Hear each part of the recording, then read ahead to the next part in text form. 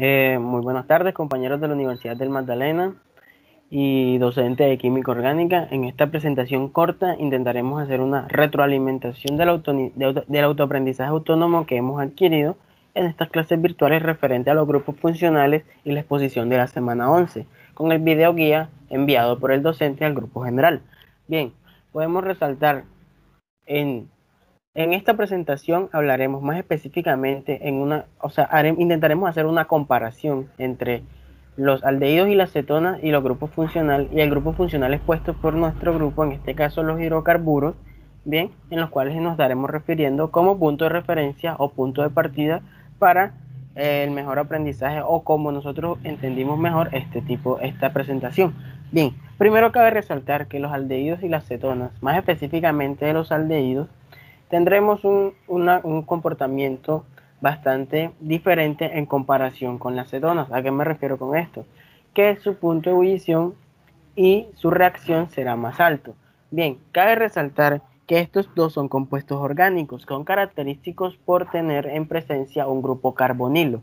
Más específicamente, en los aldehídos tenemos que el grupo carbonilo está unido al carbono que se encuentra ya sea en el extremo o en el principio de los compuestos. Es una de las grandes características encontradas por parte del grupo referente a estos compuestos. Cabe resaltar también que tiene un olor fuerte y picante característico de este compuesto. También tienen una densidad menor que la del agua. Son solventes en compuestos orgánicos, bien, los cuales estos tampoco pueden formar puentes de hidrógeno debido a la ausencia de un grupo hidroxilo, como pasa en los alcoholes. Estos a su vez, con los enlaces a través de una reacción de hidratación o de oxidación, pueden crear nuevos compuestos. Bien, ¿a qué deriva esto? De un alcohol primario podemos derivar mediante un proceso de oxidación. Cabe resaltar que la oxidación consiste en la eliminación de hidrógenos para la adición de oxígenos y esto crearía un compuesto objetivo, el cual es como resultado el aldehído. Mi compañero le hablará un poco más de cetonas. Entonces, a través de esto también tenemos que hay unas reacciones un poco más fuertes. Estas comparaciones en las reacciones las podemos dar con el laboratorio de esta semana, bien, el cual habla de las reacciones de la síntesis SN2 y SN1. Bien, que estos hacen parte fundamental, ya sea el nucleófilo, el electrófilo, el ácido base o los catalizadores utilizados en estos compuestos. En este caso, lo comparamos con un alcohol primario, en el cual mediante una reacción se da el aldehído. Cabe resaltar en estos compuestos que tienen un uso mayormente dado en las industrias como solventes y muchos de estos, gracias a su reactividad alta, en comparación también con los hidrocarburos, hablando un poco más de la nomenclatura, sí, son bastante inflamables, los cuales dan como resultado el uso de estos en explosivos. Y con los hidrocarburos podemos compararlo en la nomenclatura por su terminación enal. Bien, si tenemos una cadena de enlace sencillo donde se encuentran 5 carbonos unidos a estos, en los hidrocarburos tendríamos una terminación ano debido a la presencia de un enlace sencillo, los cuales hablan de hidrocarburos alifáticos, más específicamente los alcanos. Pero debido a que estamos hablando de compuestos en presencia de un doble enlace oxígeno-carbono, bien, más específicamente CHO, y cabe resaltar que en estos compuestos el oxígeno se pone después del hidrógeno, porque si no podría ser comparado con los alcoholes, los cuales hay una gran diferencia entre estos dos tipos de compuestos, a pesar que de uno deriva el otro, pero no es recomendable colocar este tipo de nomenclatura, o sea, COH, en la identificación de los aldehídos. A continuación, mi compañero les hablará un poco de las cetonas. Muy buenas noches, compañeros. Como mencionó mi compañero anteriormente, mi nombre es Jesús Montoya y pues haré un pequeño hincapié en lo que vendrían siendo las cetonas. Las cetonas, según la UIPAC, tienen su terminación ona. Por ejemplo, si la comparamos con un alcano, ejemplo, un hexano, este terminaría, perdería la terminación ano, que es característica de los alcanos, y tendría su terminación ona, que es característica de la acetona, como lo mencioné anteriormente. Es decir, pasaría de ser hexano a ser hexanona. ¿Ok? Entonces, habiendo hecho referencia en eso y comparándolo un poco con los aldehídos, como lo mencionó mi compañero, entonces en la parte química podemos ver que las cetonas son menos susceptibles a la oxidación en comparación con los aldehídos. Y por otra parte, los aldehídos vienen siendo más reactivos que las cetonas en este caso. Bueno, ¿qué es importante resaltar de las cetonas? Tienen un punto de ebullición alto y por otra parte también tenemos se disuelven solo en compuestos, en disolventes orgánicos. En la parte de la solubilidad, las cetonas aromáticas ya no son solubles en agua. Bueno, también haciendo referencia, aparte de lo que dijo mi compañero y complementándolo, pues los aldehídos, si lo comparamos con los alcoholes, tienen cierta similitud en algunos casos. Por ejemplo, el acetilaldehído y el etanol tienen peso molecular muy comparable. Respectivamente, uno tiene un peso molecular de 46 y otro de 44, pero se diferencian en los puntos de ebullición que estos tienen. Por ejemplo, para el acetilaldehído tiene un punto de ebullición mucho más bajo que lo que viene siendo el etanol, siendo uno de 21 grados por parte del acetilaldehído y de 78 grados centígrados por parte del etanol. Pasando a lo que viene a ser las aplicaciones a la carrera, en mi caso la ingeniería pesquera, tenemos el formaldehído por parte de los aldehídos, que es muy utilizado para preservar pues cuerpos, digámoslo así, muertos de las especies a las cuales se le va a realizar un estudio, ya que este ayuda a su conservación. Y por parte de las cetonas tenemos la caprolactama. La caprolactama es una molécula esencial para la elaboración de los nylon. Estos nylon son muy utilizados tanto en pesca recreativa como en pesca deportiva. Muchas gracias.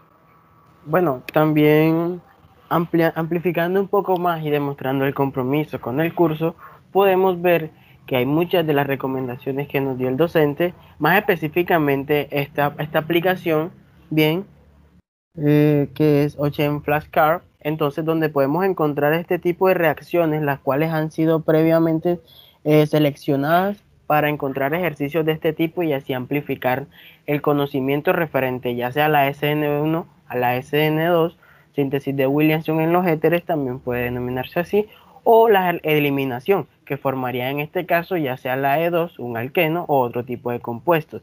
Y referente a la aplicación en la carrera, estos dan como resultado mucha síntesis de bastantes productos contaminantes o creación de productos orgánicos. Bien, desde este punto de vista de la ingeniería ambiental podríamos amplificar el concepto y el buen uso de estos grupos funcionales para ya sea la identificación de este tipo de compuestos en algún cuerpo, ya sea terrestre o acuático, o la identificación y creación o síntesis para crear un compuesto mayormente ecológico relacionado con el tipo de uso que se le da. Desde aquí terminaríamos la presentación. Muchas gracias y que estén bien.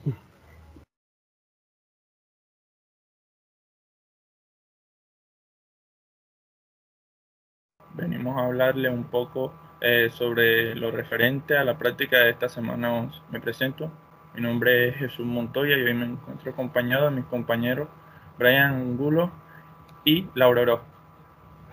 Bueno, el día de hoy y entrando en materia sobre lo que son las reacciones SN2, que lo menciona en uno de los videos y lo cual me pareció muy importante, menciona que en estas reacciones SN2 se trabaja principalmente con un aloalcano primario.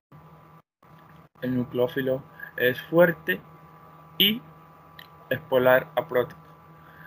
En este grupo, la cadena carbonada para el compuesto con que se está trabajando esta reacción, la cadena carbonada se encuentra unido un átomo de un grupo halógeno mediante mediante un enlace sencillo, por ejemplo, un bromo. Este carbono al cual se encuentra unido este halógeno es denominado como carbono alfa, y es por donde se empieza principalmente, o donde atacan los electrófilos al carbono para que este sea reemplazado. Este se le llama también como grupo saliente. Bueno, pasando ya a la parte de la práctica, encontramos que en la práctica trabajan y se pretende conseguir éter etílico. Este éter etílico, para su obtención es importante resaltar que se implementa el alcohol etílico, que el cual es calentado. Se trabajan con varios instrumentos del laboratorio, como lo son matraces y como lo son el Meyers. Que es importante resaltar de esto, que como hemos venido trabajando a lo largo de todo el semestre, también se presenta una parte de la práctica en casa y de cómo podemos adaptar materiales que tenemos al alcance de nuestra mano para así llevar a cabo dicha práctica. Aquí observamos que uno de los materiales que utilizan es una botella plástica y una manguera conformada principalmente, como bien sabemos, de polímeros de alqueno. Esta botella coge el papel como de un condensador que se encuentra unida a un matraz aforado en el cual se encuentra el alcohol etílico, el cual es calentado, pero que no es puesto el recipiente directamente sobre la llama. ¿Por qué? Porque tanto el alcohol etílico y el éter etílico, que es el vapor que se pretende conseguir, tienen puntos de ebullición muy altos, y esto puede resultar peligroso si excedemos la temperatura requerida para esta práctica. Bueno, otro dato importante a mencionar es que el éter etílico tiene una menor densidad que la del agua, pero una mayor densidad a la del medio cuando se encuentra en su fase gaseosa. Bueno, al calentar y entrar el éter etílico ya en su fase gaseosa, pasa mediante la manguera y es condensado. La refrigeración en esta práctica es con hielo y no como la anteriormente mencionada en la práctica de la semana 10, que era con agua. Y esto me parece importante resaltarlo. Después de condensar, obtenemos el líquido de del éter etílico. El éter etílico tiene funciones muy importantes como disolvente de grasas, entre otros muchos compuestos orgánicos, y también es implementado para la elaboración de explosivos. Y aquí quiero hacer un pequeño énfasis y hacer con un enfoque hacia mi carrera, que es la ingeniería pesquera. ¿Y por qué lo quiero hacer? Porque como lo mencioné, es utilizado para elaborar explosivos, los cuales eran utilizados anteriormente. No nos vayamos muy lejos, aquí en la región del Magdalena, para llevar a cabo prácticas de pesca, las cuales lo que originaban era depredar el mar, ya que no generábamos a como un recurso renovable, sino que le estábamos causando un gran impacto por la baja concientización que tenemos de estos elementos que se trabajan en la química orgánica. A continuación, mis compañeros les hablarán un poco más sobre estos videos que se llevaron a cabo en esta semana. Bueno, en el video hubo algo que me llamó la atención. En uno de los ejemplos que dio el docente, había un aloicano que se encontraba unido a un carbono, pero este a su vez se encontraba unido a dos carbonos más. Pues según el método o la síntesis de Williamson, este mecanismo, para que se realice este mecanismo, es necesario que el aloalcano sea primario. Y en el ejemplo, esto no sucedía, por lo que no se pudo realizar este método.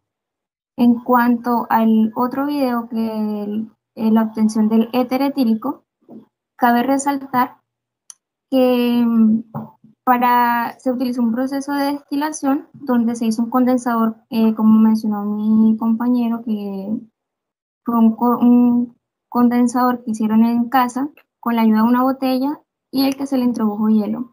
También es importante que para realizar este proceso es necesario conocer diversos factores, como lo puede ser el punto de fusión del éter etílico, para no condensar otras sustancias que estén presentes en el compuesto que utilizaron. Este éter etílico, basándome en mi carrera, es utilizado para la extracción de tejidos tanto de animales como en plantas, y esto se debe porque, como mencionó mi compañero, el éter etílico tiene una densidad menor a la del agua. Entonces las sustancias que se extraen quedan disueltas en este éter. Bueno, complementando un poco lo que decían mis compañeros y haciendo la síntesis en los videos a tener en cuenta esta semana 11, en el primer video se pudo observar la síntesis de un compuesto a través de alcohol. Bien, la relación que tienen estos compuestos con dichos grupos funcionales, el alcohol y el tiol, o alcohol y éter. Bien, en este caso, para no hacer tanto, para no redondear tanto frente a lo que dijeron mis compañeros anteriores, sí, cabe resaltar que se daba, o bueno, se da más que todo dos tipos de reacciones para la creación de los compuestos a través del éter, de síntesis de éter a través del alcohol. Bien, se puede dar la SN2, denominada como síntesis de Williamson, o la SN1. Bien, en la SN2 cabe resaltar características más importantes, o la identificación mediante la cual se puede dar este tipo de reacciones, es que debe estar unido, como lo dijo mi compañero Jesús, a un carbono primario, y que el alcóxido, esto quiere decir que son compuestos que tienen una geometría, investigando un poco, de ROM, donde R era el radical, ya sea un carbono u otro, y estaba compuesto de un oxígeno, y el grupo M, que es un ion metálico o un halogenuro de alquilo. Bien, en esto se podían desprender dos tipos, o se podría hacer el estudio desde dos perspectivas. Una era cortando la cadena carbonada que tenía, que estaba ubicada hacia la derecha o hacia la izquierda. En este caso se evidenció que en tres, o más específicamente en los primeros dos, se puede obtener que al cortarse donde estaba la cadena sulfurada de carbonos, en este caso había una cadena de carbonos unido a un halogenuro o un alcóxido, bien, estaba unido a más de dos carbonos en secuencia. Esto quiere decir que ya no formaría un carbono primario, sino secundario y terciario. Bien, cabe resaltar que esto no daba mucha importancia siempre y cuando no fuera al halogenuro. Bien, pero en este caso se daba un impedimento de la molécula del carbono unido al halogenuro, por lo que no se podría reaccionar de este modo, o sea, del SN2 o síntesis de Williamson. Pero, como ya les había mencionado anteriormente, hay dos mecanismos, en el cual el otro era el SN1, en el cual el nucleófilo débil, bien, y debe ser una solución polar prótica, bien, ya puede ser el agua o otro tipo de compuestos con unas diferencias electronegativas muy grandes. Bien, cabe resaltar que yo pongo el ejemplo del agua porque el hidrógeno tiene una carga débil y el oxígeno es muy electronegativo en referencia a este.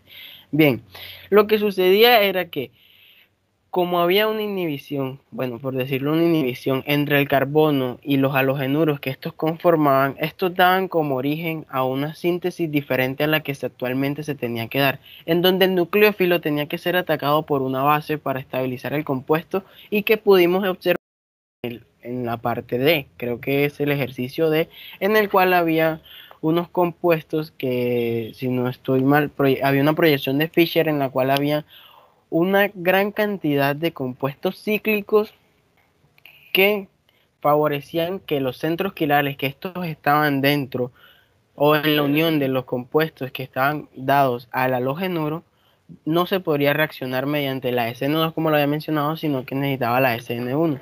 Bien, eso fue lo más importante que resalté de esos videos. Y cabe resaltar que en la SN2, siempre que haya una estereoquímica o un centro quiral en el cual haya un sentido R, cambiará. Bien, porque el ataque que se da, ya que se sabe que el ataque SN2 se da inmediatamente que el nucleófilo, bien, intente atacar el compuesto. A diferencia del SN1, en donde puede entrar por la parte de atrás o por la misma parte donde el grupo saliente intentó salir de la molécula, valga la redundancia. Bien, este puede quedar con una geometría. Cabe resaltar que también cuando este es atacado, cuando los enlaces del oxígeno atacan al compuesto o el nucleófilo ataca el compuesto, estos quedan con una geometría SP2, lo que favorece la unión de estos enlaces y por eso es la reacción. Bien, del tercer video, si no me equivoco, para unir los dos, ya que se tratan de síntesis, este especifica un poco más de la parte de SN2 que tiene para la formación. Y otra vez vuelvo y recalco la importancia que tienen los compuestos en relación a sus grupos funcionales y sus semejanzas, ya que decía que partiendo de un tiol, ¿sí?, en el cual se caracteriza por su S enlace H, bien, tenía la relación el azufre con el alcohol, lo semejaban, y en el cual el sulfuro, que daba como el compuesto, se asemejaba con el éter. Bien, partiendo de esto, a través de las reacciones, lo ponían a reaccionar con una base débil, bien, el cual actuaba después de que los oxígenos, o sea, los electrones libres del oxígeno entraran a formar un enlace para la creación de un nuevo compuesto. Bien, luego de esto sí reaccionaban con la misma solución, bien, porque utilizaron la misma solución como el nucleófilo, o disolución, disculpen, la disolución como el nucleófilo, y este entraba a reaccionar, como ya dije anteriormente, con el compuesto con el enlace doble y formaba un enlace. Bien, los cuales daban reacción al mismo compuesto. Pero cabe resaltar que el producto que se quería llegar a obtener era un compuesto neutro, y el cual aún no estaba, gracias a que se podía protonizar el hidrógeno para la formación de otros compuestos más